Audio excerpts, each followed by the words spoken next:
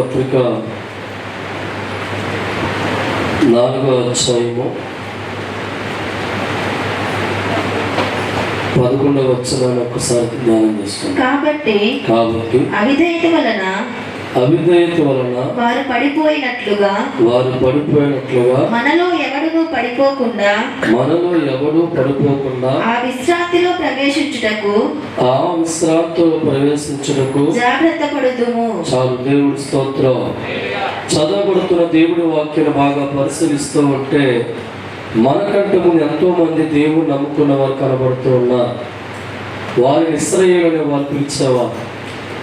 వారికి దేవుడు చాలా దగ్గరగా ఉన్న సందర్భాల వారి జీవనయాత్ర కొనసాగి పగల మేఘస్తంభముగా దేవుడు వారికి కనిపిస్తూ ఉండేవాడు. రాత్రి అగ్నిస్తంభముగా దేవుడు వారితో మాట్లాడుతూ ఉండేవారు. ఎన్నో అద్భుతమైన కార్యాలు చేస్తున్నప్పుడు వారు దేవుడు చాలా హత్తుకున్న వ్యక్తులుగా కనబడుతూ ఉన్నారు. దేవుని స్తుతించేవారిగా, దేవుడికి ప్రార్థించేవారిగా, దేవుడికి విన్నపాలు చెల్లించుకున్న వారిగా ఉండి వారి జీవితాల్లో దేవుడు దగ్గరగా ఉండి అద్భుతాలు చేస్తున్నప్పుడు, ఒక ఆశ్చర్యకార్యాలు చేస్తున్నప్పుడు, ఘనమైన మేలు వారి జీవితంలో జరిగిస్తూ ఉన్నప్పుడు చాలా విధేయతతో దేవుని వెంబడించేవారు. చాలా విధేయతతో దేవుణ్ణి కొనియాడే మనస్సు కలిగి ఉండేవారు. ప్రతి నిమిషము కూడా దేవుణ్ణి ఆరాధిస్తే ఒక మంచి మనసుతో వారు దేవుడికి విధేయత చూపిస్తూ నడిచేవారు దేవుడితో. దేవుడి స్తోత్రం. కాలంతో పాటు కొన్ని శ్రమలు వారి జీవితంలో వచ్చాయి, కొన్ని కష్టాలు వారి జీవితంలో వచ్చాయి.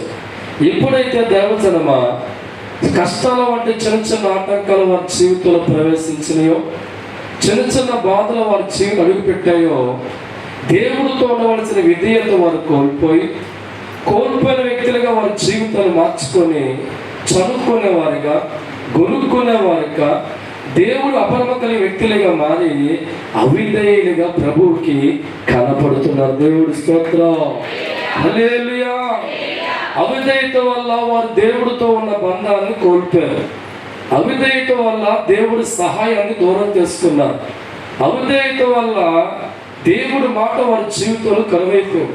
అవిధేయత వల్ల ఏ వాగ్దానం అయితే దేవుడు వారికి అనుగ్రహించారు, ప్రవచించే దేవుడు ఏమైతే మాట్లాడారో, ఎక్కడికి చేరుస్తాను అని మాటిచ్చారో ఆ మాటను పోగొట్టుకున్నారు, ఆ వాగ్దానం పోగొట్టుకున్నారు.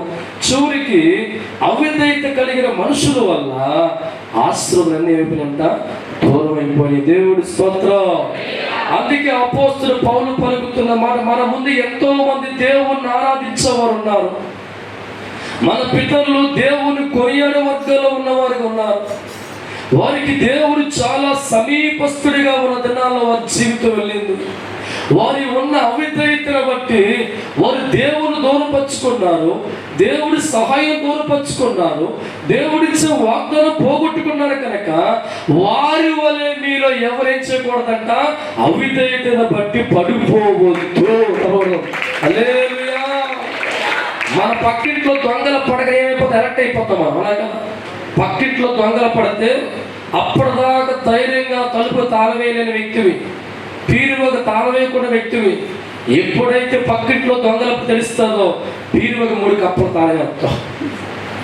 నీ ఇంటికి 4 కప్పలు ఎలక్ట్ అయిపోతావు. అంటే నా ముందు జరిగిన ఆ నష్టం నీకు తెలిసినప్పుడు, పక్కింట్లో దొంగల పడ తెలిసిన వెంటనే అప్పుడు దాకా నిర్లక్ష్యంగా మన జీవితాలు వెంటనే ఎలక్ట్గా మారిపోయి పీరువకు తాళం వేస్తాం, లాకర్లు వేస్తాం, ఇంటి ముందు తలుపు లాకర్లు వేస్తే కనిపెడతాం దేన్ని జాగ్రత్తగా. దేవుడి స్తోత్రం. ఎంతో మంది జీవితాలు అన్నారు దేవుడితో ఉన్న అవిధేయత వల్ల వారి జీవితాలు పోగొట్టుకున్నారు. అవిధేయత వల్ల వారు దేవుడి సాహసం కోల్పోయారు. అవిధేయత వల్ల దేవుడిచ్చిన వాగ్దానం దూరం అయిపోయారు. అవిధేయత వల్ల ఆశీర్వాదాలు కోల్పోయారు. అందుకే పౌలు చెప్తున్న మాట, ఆనాడు ముఖాముఖ దేవుడు వారితో మాట్లాడుతున్నా, దర్శించేవాడిగా ఉన్నా, ప్రవచించే దేవుడు మాట్లాడుతున్నా, పగలు మేఘస్తంభమై సమీపముగా దేవుడు ఉన్నా, దేవుడు అద్భుతాలు చేసినప్పుడు జందాబాద్ కొట్టిన మనుషులు చిన్న చిన్న ఆటంకాలు వస్తూ ఉంటే చిన్న చిన్న ఇబ్బందులు వస్తూ ఉంటే ఆ వచ్చిన ఇబ్బందులను బట్టి కొనుక్కునే వారిగా ఉండి అవిధేయతలుగా ఉండి దేవుడిచ్చిన ఆశీర్వాదాన్ని దేవుడు తోడును వారు దూరం చేసుకున్నారు కనుక మీలో ఎవరు కూడా వారి వలె పడిపోకుండా బాబు. దేవుడి స్తోత్రం. హల్లెలూయా. అవిధేయత మనిషి జీవితాన్ని పదవ తీసుకెళ్తుంది. మనిషి దేవుడి సాహసం కోల్పోయి చేస్తారు. ఎప్పుడైతే మనిషి అవిధేయతగా మార్చబడతాడో దేవుడికి దూరం అయిపోతాడు. నా ప్రేమైన దైవజనమా, దేవుడు అద్భుతాలు చేస్తున్నప్పుడు ఆరాధించే మనసు, చిన్న చిన్న ఆటకు అదే మనసుతో దేవుని ఆరాధిస్తున్నావా?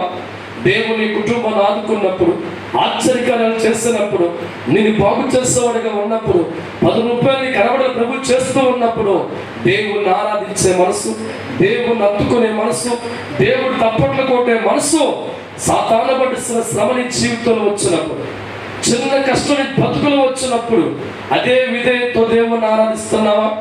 అదే మనసుతో దేవుని వెంబడిస్తున్నావా? అదే ఉద్దేశంతో దేవుడు నడిచే వ్యక్తిగా ఉన్నావా?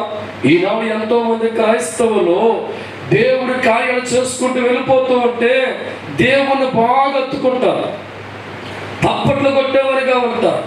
ప్రతి నిమిషం ఎంతో భయభక్తులతో నీ పంటలో దేవుడు దీవిస్తూ ఉంటే, పాడిలో దేవుడు దీవిస్తూ ఉంటే, వ్యవసాయంలో దేవుడు దీవిస్తూ ఉంటే, చేతి నిండా 4 పైసలు దేవుడు కలగజేస్తూ ఉంటే, అన్ని విషయాల్లో విజయం కలుగుతూ ఉంటే, దేవుడికి విధేయతగా ఉండి భక్తితో ఉండి హత్తుకునే మనసులుగా ఉండటం, ఏదైనా చిన్న శ్రమ సాతాను బట్టి వచ్చిందంటే అవిధేయులుగా మారిపోతాం. దేవుడి స్తోత్రం. అప్పుడు ఉన్న మనసు ఇప్పుడు ఉండదు, అప్పుడు ఉండే ప్రార్థన ఇప్పుడు ఉండదు. అప్పుడు దినం 3 సార్లు ప్రార్థన చేస్తాం. ఎప్పుడైతే సాతాను బట్టి చిన్న శ్రమ ఎంటర్ అయిందో, చిన్న ఇబ్బంది ఎంటర్ అయిందో, వెంటనే జీవితంలో అవిధేయత వస్తుంది, ఆలోచన మారిపోతుంది, తలంపు మారిపోతుంది, చదువుకోవడం మొదలుతాం, గొనుక్కోవడం. ప్రభా 3 పూట్ల ప్రార్థన చేస్తున్నాగా, 6 పూట్ల ఉపవాసం చేస్తున్నాగా, ఎందుకు శ్రమ నాకు వచ్చింది, ఎందుకు కష్టం వచ్చింది చెప్పి ఒక మనుషుతో మాట్లాడినట్టుగా దేవుడు కూడా ప్రశ్నించే స్థాయికి మన జీవితాలు వెళ్ళిపోతే దేవుడి స్తోత్రం. అందుకే ప్రభు అంటున్నాడు, నీ జీవితాలు అన్నీ చేస్తున్నప్పుడు ఎంతగా దేవుని హత్తుకున్నావో, సాతాను పడిచిన శ్రమ వచ్చిన అదే మనసుతో దేవుడు హత్తుకోవాలి. నీ జీవితంలో మేలు పొందుకున్నప్పుడు ఎంత విధేయతగా దేవుడితో ఉన్నావో, ఆటంకాలు వంటి పరిస్థితుల్లో అదే విధేయత దేవుడికి చూపించాలి.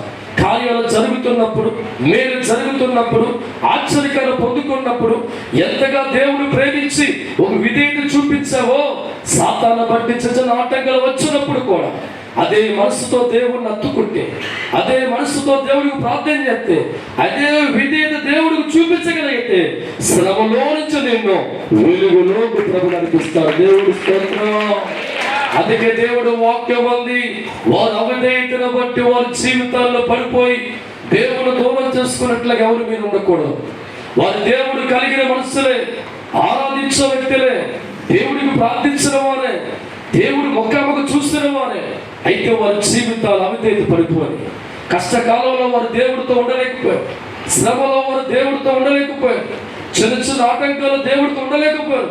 సుఖం ఉన్నప్పుడు, ఆనందం ఉన్నప్పుడు, 4 రూపాయలు దేవుడు ఇచ్చినప్పుడు, పంట దేవుడు పండించినప్పుడు, పొలము దేవుడు పండించినప్పుడు, చేతిన డబ్బు దేవుడు ఇచ్చినప్పుడు విధేయత దేవుడికి చూపుతూ దేవుణ్ణి హత్తుకుంటూ ఆరాధించే ఇశ్రాయేలు జనాంగం చిన్న ఆటంకాలు వస్తే, చిన్న శ్రమ వచ్చిన వెంటనే చదువుకోవడం ప్రారంభించారు, గొనుక్కోవడం ప్రారంభించారు. దేవుడి మీద నమ్మకాన్ని కోల్పోయారు, అవిధేయతగా ప్రవర్తన మార్చుకున్నారు. కాబట్టి వారు ఏమైపోయారంట, పడిపోయారు. దేవుడి స్తోత్రం. ఏ దేవుడైతే వారి జీవితాలు గమ్యం చేర్చాలని కోరుకున్నాడో, ఏ దేవుడు వారి బతుకులు చేర్చాలని ఆశపడ్డాడో, ఏ దేవుడైతే శాశ్వత సుఖం ఆశపడ్డాడో, వారు అవిధేయతను దాన్ని కోల్పోయారు. దేవుడు ఇద్దామన్న వారు పొందుకోలేక, ఆశీర్వాదం చూడలేక, మేలు చూడలేక, గమ్యము చేరలేక, వాగ్దానము చేర్చబడలేక, వారు కొన్ని అవిధేయతను బట్టి, అల్ప విశ్వాసాన్ని బట్టి, దేవుని హత్తుకోవాల్సిన మనసు జాగ్రత్త విధానం బట్టి వారు మధ్యలో ఏమైపోయారంట, ఆకు రానట్లుగా రాలిపోయారు. దేవుడు స్తోత్రం. నువ్వు అలాగే ఉన్నావా? 1 కోటి రూపాయలు కలిసి వస్తే దేవా స్తోత్రం. నీ జీవితంలో అపవాదించిన శ్రమ పెట్టగానే అవిధేయత మాటలు మాట్లాడుతున్నావా? అల్ప విశ్వాసగా జారిపోతున్నావా? పంటలో దేవుడు దీవించినప్పుడు, పాడిలో దేవుడు దీవించినప్పుడు, చేతి నిండా జోగి డబ్బిచ్చినప్పుడు దేవా స్తోత్రం అని హత్తుకునే మనసు, కష్టకాలంలో హత్తుకునే మనసు నీకుందా? బాధల వంటి పరిస్థితుల్లో కూడా దేవుణ్ణి హత్తుకునే మనసు నీకుందా? సాతాను బట్టి జీవితంలో శ్రమ వచ్చినప్పుడు, కష్టం వచ్చినప్పుడు కూడా మనిషి అవిధేయతగా మారకూడదు, అల్ప విశ్వాసగా మారకూడదు.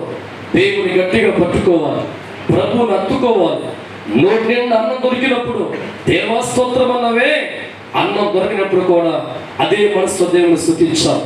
అలా ఎవడైతే ఉంటాడో వాడు విధేయుడంట. విధేయత కలిగిన జీవితాలు అనాథలుగా దేవుడు విడిచిపెట్టడు, ఒంటరిగా విడిచిపెట్టడు, పేదరికలు విడిచిపెట్టడు, జబ్బులు విడిచిపెట్టడు. ఆ కష్టకాలంలో దేవుణ్ణి హత్తుకుంటే, ప్రభువుని హత్తుకుంటే, దేవుణ్ణి ఆరాధించబడిగా ఉంటే కష్టాల్లో తోడు వచ్చి, బాధల్లో తోడు వచ్చి, రోగంలో తోడు వచ్చి, శ్రమల్లో తోడు వచ్చి, శ్రమలన్నీ తీసివేస్తాడు. నిరంతర సంతోషం ఇస్తాడు. దేవుడు స్తోత్రం, హల్లెలూయా. ఎందరో క్రైస్తవులు ఈనాడు జీవితాలు సుఖములో ఉన్నంత ప్రార్థన జీవితం కష్టకాలంలో దేవుని హత్తుకోలేదండి. అన్ని మార్గాలు తెరవబడినప్పుడు దేవుణ్ణి ఆరాధించే మనసులు అపవాదును బట్టి వచ్చే సమస్యలు రాగానే అవిధేయతలుగా మారిపోతారు, అల్ప విశ్వాసులుగా మారిపోతారు, దేవుడి చేతుల్లో జారిపోయేగా ఉంటారు.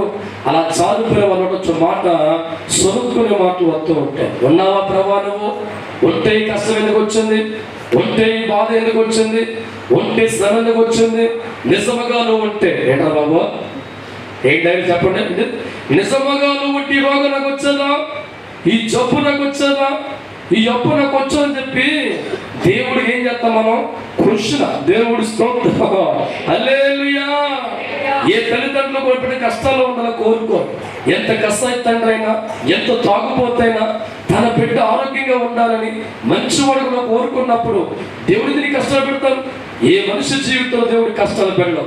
అపవాదైన వ్యక్తి జీవితం అని శోధించినప్పుడు చిన్న చిన్న కష్టాలు వస్తాయి. అలాంటప్పుడు నీవు తండ్రిని హత్తుకోవాలి, దేవుణ్ణి హత్తుకోవాలి, దేవుణ్ణి ఆరాధించాలి, దేవుని కొనియాడాలి. అలా కొనియాడే కెపాసిటీ మీకుంటే నిలబెట్టే దమ్ము దేవుడు కొన్ని. దేవుడి స్తోత్రం. సుఖములో నీవు దేవాన్నావు, సంతోషములో నీవు దేవుడు సుఖములో నీవు దేవాన్నావు, ఆనందంలో నీవు దేవుడు నాలో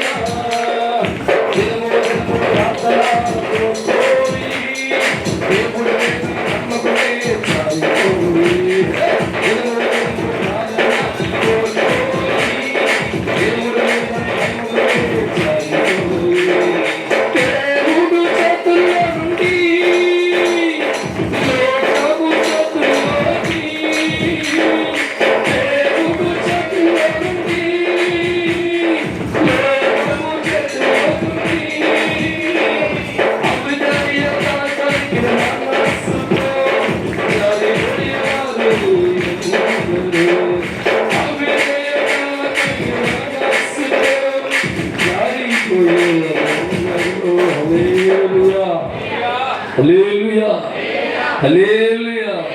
రెండు జోబీలను డబ్బు దేవుడు కలగజేస్తే, పంట 100 పంటలు పండిస్తే, గేదెలన్నీ బాగా ఫలిస్తే, ఉద్యోగులు ప్రమోషన్, స్వామి రంగా దేవా స్తోత్రం స్తోత్రం స్తోత్రం అరుతూ ఉంటాం. దేవుడు స్తోత్రం. సాతాను బట్టి కష్టం రాగానే దేవుడు మనసు మనకు ఉండదండి, ఆలోచన మనకు ఉండదు. నోటికి అన్నందరికి అత్తుకునే మనసు సాతాను బట్టి శ్రమ రాగానే మొట్టమొదటిగా వదిలేసి ప్రార్థన చేయటమే, తర్వాత మందిరమే, చూడలతో దేవుడినే. దేవుడి స్తోత్రం. అవిధేయతను బట్టి వారి జీవిత సమస్తం కోల్పోయారు. ఏ దేవుడు వారితో మాట్లాడుతున్నారు, ఏ దేవుడు వారితో ప్రవచిస్తున్నారో, ఏ దేవుడు కంటికి రెప్పలా కాపాడుకొని ఒక గమ్యం చర్చలు నిలబడి ఉన్నాడో, ఆ దేవుడు అవిధేయత కలిగే మనుషులుగా ఉండి, వారు పడిపోయిన జీవితాలు కలిగి ఉండి, దేవుణ్ణి, దేవుడి వాక్యాన్ని, దేవుడి ప్రవచనాన్ని, దేవుడిచ్చే వాగ్దాన్ని కోల్పోయిన క్రైస్తవులుగా ఆనాడు ఇశ్రాయేలు ఉన్న దేవుడు అందుకే ప్రవలడో, వారు పడిపోయినట్లుగా మీ ఎవ్వరు అవిధేయతలుగా పడవద్దు. దేవుడి స్తోత్రం. ఎఫెసీయులకు రాసిన పత్రిక 5వ అధ్యాయం 7వ వచనం ధ్యానం చేసుకుందాం. శరీరధారిగా యేసు ఈ లోకంలో ఉన్నప్పుడు మహారోదనతోను చాలా కన్నీళ్లతోను తన్ను మరణము నుండి రక్షింపగల వానికి, తన జీవితం రక్షించడానికి ప్రార్థనలను యాచనలను సమర్పించి భయభక్తులు కలిగి ఉన్నందున ఆయన అంగీకరింపబడెను. ఆయన కుమారుడై ఉండి దేవుడికి కుమారుడై ఉండి కూడా తాను పొందిన శ్రమల వలన విధేయతను నేర్చుకొనెను. దగ్గరగా తప్పకూడదు. దేవుడి స్తోత్రం. ఏ దేవుడైతే నువ్వు ఆరాధ దేవుడు ఈరోజు సుఖపడలేదురా, అన్ని కష్టాలే. దేవుడు తనతో ఉన్న ప్రారంభంలో అద్భుతం చేసే యేసుగా ఉన్నాడు, ఆశ్చర్యకరములు చేసేవాడిగా ఉన్నాడు, చచ్చిన వాళ్ళని బతికించేవాడిగా ఉన్నాడు, వేల మందికి అన్నం పెట్టేవాడిగా ఉన్నాడు. కానీ కొంతకాలం అపవాదు శోధించే సమయంలో శ్రమలు వెంటాడుతున్నాయి. మెరుసమే కాంసాభిషేకమాల కష్టాలు వెంటాడుతున్నాయి, నిందలు వెంటాడుతున్నాయి. ఒక పక్క మనుషులు శత్రువుగా మార్చబడుతున్నారు, ఒక పక్క చంపాలని చూస్తున్నారు. ఇన్ని శ్రమలలో, కష్టాలు, బాధల్లో ఉన్నప్పుడు దేవా నీ కొడుకు ఈ లోకానికి వచ్చాను, ఎందుకు ఈ కష్టం అని అడగల ఎవరినే? తండ్రిని. దేవుడి స్తోత్రం. నీ కోసం పనిచేసేవాడిగా ఉన్నాను, శ్రమించేవాడిగా ఉన్నాను, సువార్త అందించేవాడిగా ఉన్నాను, నీ మార్గం బోధించేవాడిగా ఉన్నాను, నీ కోసం అద్భుతాలు చేశాను. ఎంత నీ కోసం పరిగెత్తేవాడిగా ఉంటే, శ్రమించేవాడిగా ఉంటే ఎందుకు ఈ బాధలు వచ్చాయి అని కృష్ణ తండ్రికి యేసు వేయిల. దేవుడి స్తోత్రం. కష్టాలు రాకమునుపు ఏ మనసుతో తండ్రిని దేవుడిగా ఉన్న యేసు ఆరాధించాడో, బాధల వంటి పరిస్థితులు లేనప్పుడు ఏ మనిషి తండ్రి అత్తుకున్నాడో, తన ద్వారా అద్భుతాలు జరిగించినప్పుడు తండ్రి నీకు స్తోత్రం అని ఏ కార్యాలు చెప్పాడో, శ్రమల్లో, కష్టాల్లో, బాధ నిందలు వెళుతున్నప్పుడు కూడా అదే మనసుతో తండ్రిని ఆరాధించాడు. నువ్వు నమ్ముకున్న యేసు దేవుడు. హల్లెలూయా. కష్టాల్లో దేవా స్తోత్రమని, బాధల్లో దేవా స్తోత్రమని, నిందల్లో దేవా స్తోత్రమని సర్వాది దేవుడు కుమారుడే ఉండి కూడా దేవుడికి విధేయత నేర్పిస్తూ ఉంటే, నేర్చుకున్నవాడిగా ఉండి పరలోకంలో దేవుడి ముందు కష్టాలు, బాధలు, కన్నీళ్ళు యేసు తడుపుతూ ఉంటే ఒక విధేయత తండ్రికి చూపించి కష్టాలు ఓర్చుకొని, బాధలు ఓర్చుకొని దేవుని బట్టి జయించేవాడికి లోకంలో మారిపోయాడు. నువ్వు నమ్ముకున్న యేసు బాబు. దేవుడి స్తోత్రం. ఆ మనసు నీకు ఉందేంట్రా? సుఖమత్తే దేవ స్తోత్రం అంటావు, కష్టమత్తే ఎవరు తెలియదంటావు. దేవుడి స్తోత్రం. హల్లెలూయా. సుఖములో ఉన్న మనసు కూడా కష్టంలో దేవుని అత్తుకోవాలి. బాధలు లేనప్పుడు ఎంతగా దేవుని అత్తుకున్నావో, ఎంతగా దేవుని ఆరాధించావో, ఎంతగా దేవుని స్తుతించావో, అపవాదపడి శ్రమల కాలం వచ్చినప్పుడు కూడా అదే విధేయత దేవుడికి చూపించి అదే నమ్మకం కలిగి ఉండి దేవుని ఆరాధించే వ్యక్తిగా ఉంటే ఆ కష్టాల్లో ఉన్నతాడు దేవుడు, బాధల్లో ఉన్నతాడు. ఆ సమయంలో కూడా దేవుడిని ఆరాధించే వ్యక్తిగా మారుతూ ఉంటే నీ కోసం దేవుడు దిగి వస్తాడు. దేవుడి స్తోత్రం.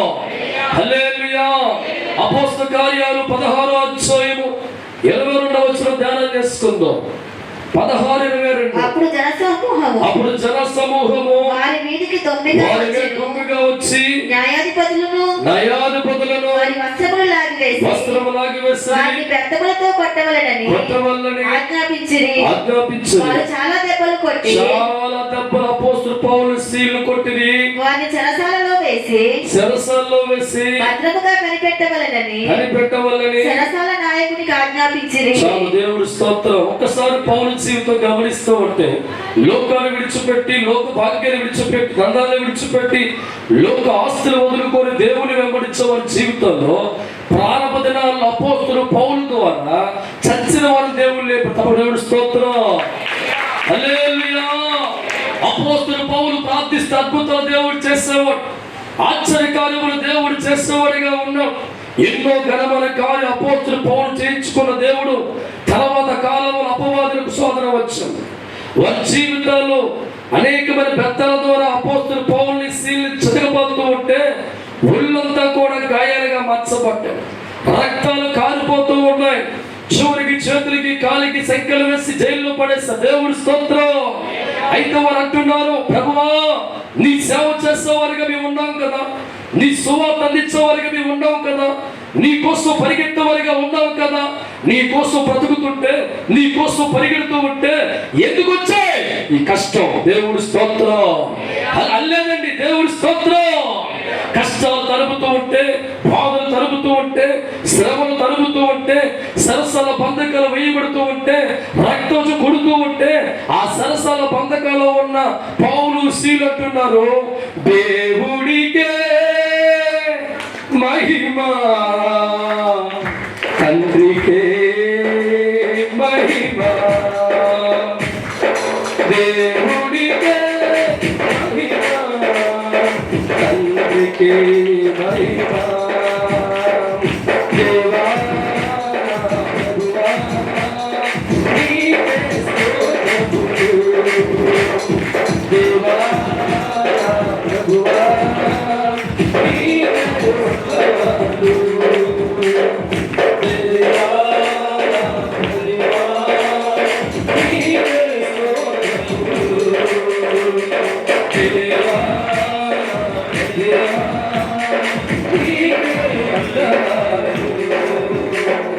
శతకోటి వందనాలని కన్నీల వద్ద దేవుడితో, శతకోటి వందనాలని కన్నీలతో దేవుడి వద్ద శ్రమలో అందుకున్నారు, బాధలో అందుకున్నారు, శ్రమలో అందుకున్నారు, బాధలో అందుకున్నారు.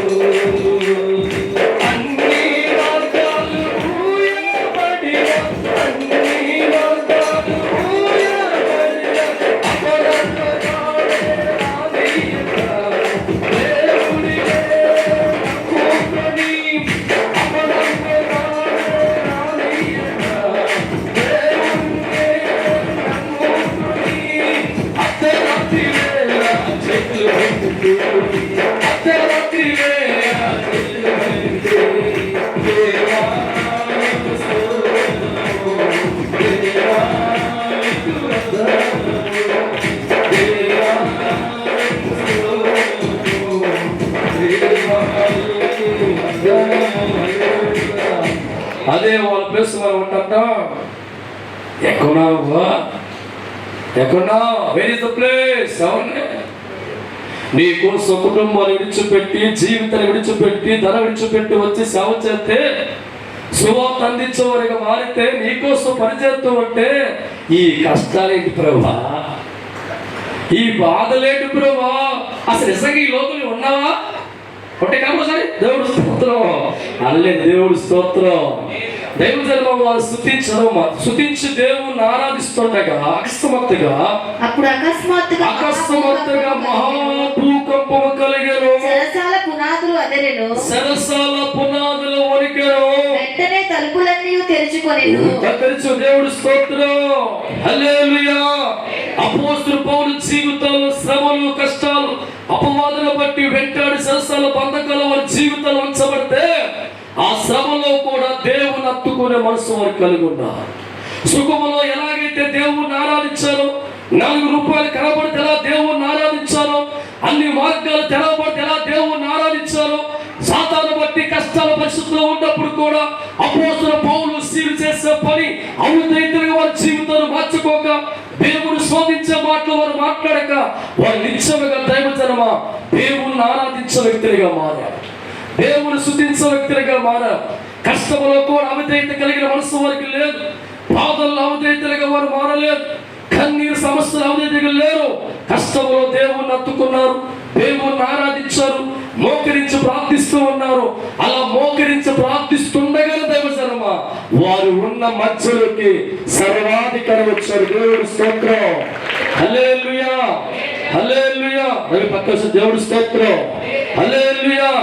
అంటే వారి జీవితాలు కష్టాల వంటి పరిస్థితుల్లో, బాధల వంటి పరిస్థితుల్లో, కన్నీరు వంటి పరిస్థితుల్లో అవిధేయతగా వారి జీవితం మార్చుకోకుండా దేవుని అత్తుకుని ప్రార్థిస్తూ ఉండగా వారి కష్టాల్లో దేవుడు ఉంచలేదు, వారి బాధల్లో దేవుడు ఉంచలేదు, సరసాల బంధకాలు ఉంచలేదు. కానీ కష్టాలు ఉన్న వారి జీవితంలో ప్రభు వచ్చి, వారి బాధల్లో ప్రభు వచ్చి, వారికున్న శ్రమను తొలగించి, సంఖ్యలు విడుదల చేసి, భూమిని వణికించి అందులోంచి బయటికి దేవుడు తీసుకొచ్చాడు. దేవుడి స్తోత్రం, హల్లెలూయా.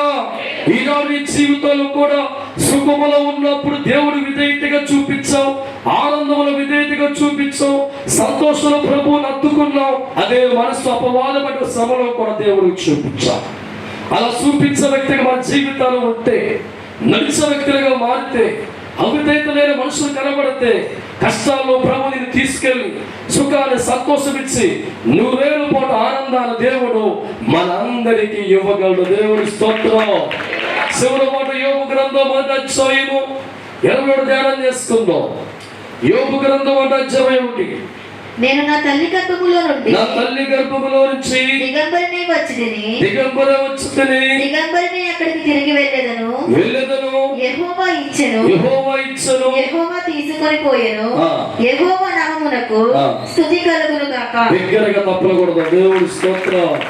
ప్రారంభ దినాల్లో యోబు గారి జీవితం చాలా పేదరికలో ఉండేది. దేవుడు కూడా ప్రార్థన జీవితం విశ్వాసం బట్టి కుబేడిగా దేవుడు మార్చాడు. అష్టౌషాలు యోబు గారికి ఇచ్చాడు దేవుడు. ధనధాన్యాలు యోబు గారికి దేవుడు ఇచ్చాడు. 10 మంది సంతానం యోబు గారికి దేవుడు ఇచ్చాడు. అనేక చోట్ల పొలాలు, బిల్డింగ్లు, మేళ్ళు, మిద్దులు సమస్తము కూడా దైవజనమా యోబు గారికి దేవుడు ఇచ్చాడు. దేవుడి స్తోత్రం.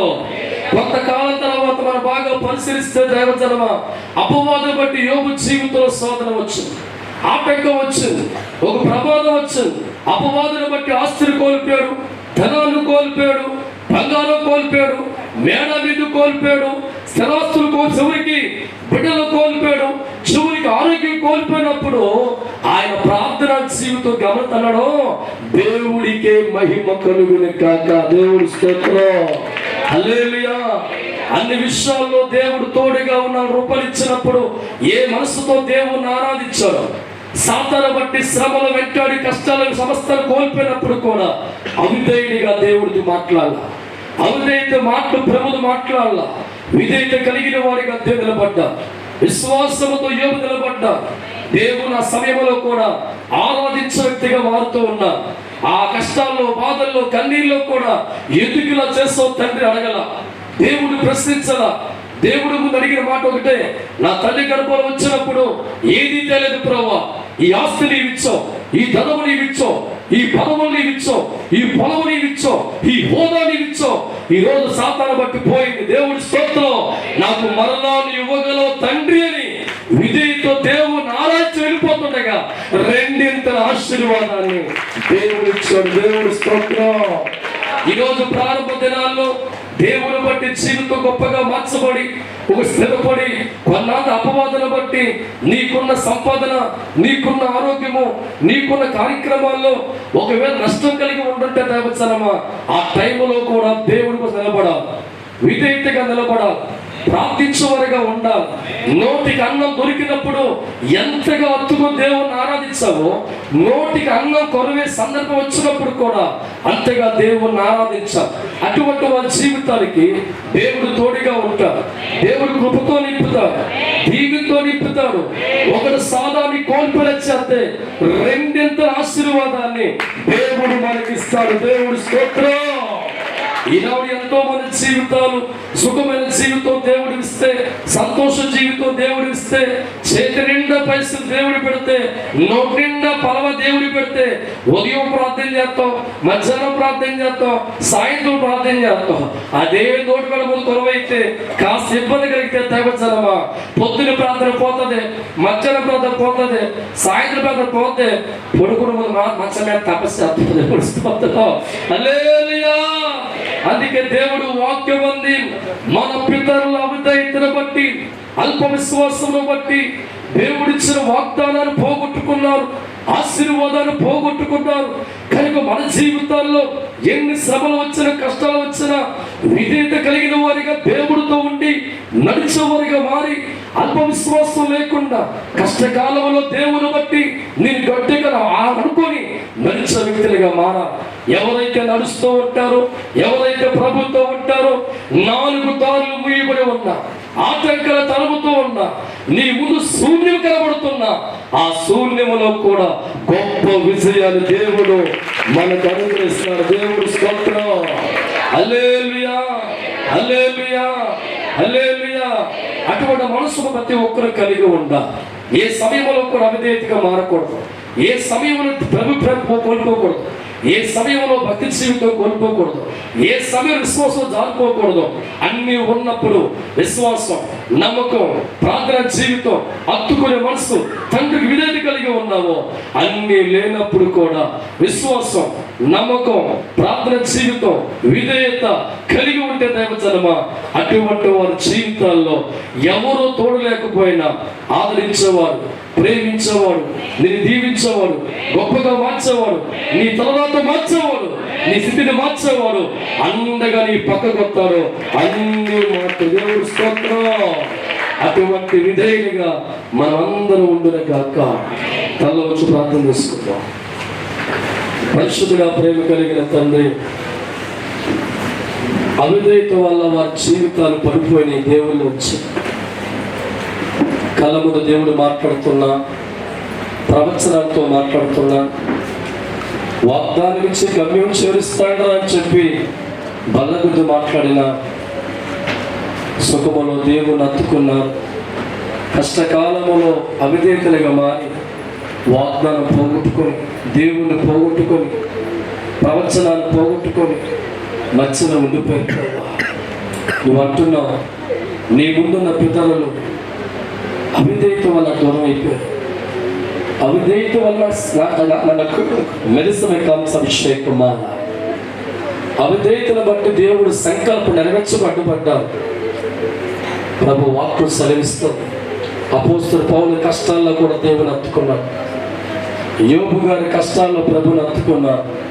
మన జీవితాల్లో కూడా అపవాదుల బట్టి వచ్చిన ఆటంకం వచ్చిన సంవత్సరప్పుడు తండ్రిని అత్తుకునే బిడ్డలుగా ఉండాలి, దేవుడి విధేయత చూపించే వ్యక్తులుగా ఉండాలి. అలా ఉంటే దీవించి చెప్పవుతాం. ఎంతమంది వాటను విని హృదయాల్లో వారు తెలుసో తెలియకో అనేక సందర్భాల్లో అవిధేయతగా మాట్లాడేమో తండ్రి, అవిధేయతగా ప్రశ్నించారేమో తండ్రి. క్షమించండి బాబు. ఏ తల్లిదండ్రులైన బిడ్డ శ్రమలో ఉండాలని కోరుకుంటాం, ప్రతి బిడ్డ ఆనందం కోరుకుంటాం తండ్రి. దేవుడిగా ఏ మనిషి శ్రమలో ఉండాలని కోరుకోవద్దండి. అపవాది క్రియలు బట్టి వచ్చే శ్రమలో కాస్త ఓర్చుకొని విధేయించే వ్యక్తిగా ఉంటే గొప్ప కార్యం చేస్తుంటారు. ఈ ఉదయం చెప్పిన ప్రతి మాట